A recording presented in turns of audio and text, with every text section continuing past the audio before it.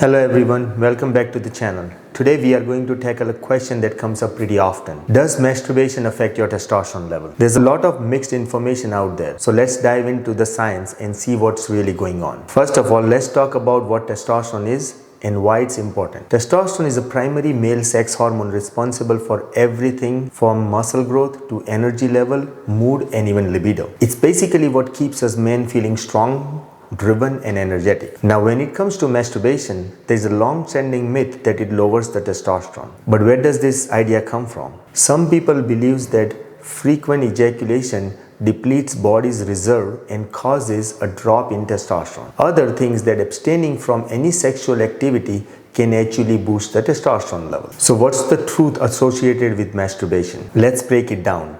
According to research, testosterone level do experience short-term fluctuation depending on sexual activity, including masturbation.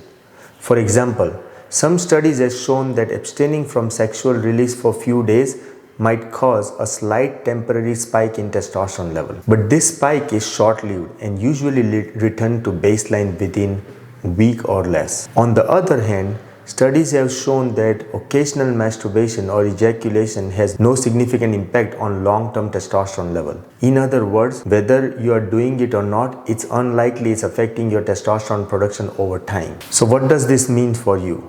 Well, it means that moderate masturbation isn't going to make or break your testosterone level. It's a normal part of the life and doesn't cause any long-term hormone imbalance. However, if you notice changes like fatigue, low energy, decreased muscle mass, it's mostly linked to the lifestyle factor, stress, or underlying health issue, not your solo session. Now, there's one more thing I want to address. Does masturbation affect testosterone related benefits like building muscle or improving strength? The short answer is no. When you work out, your body experiences natural increase in testosterone due to physical activity and muscle stimulation.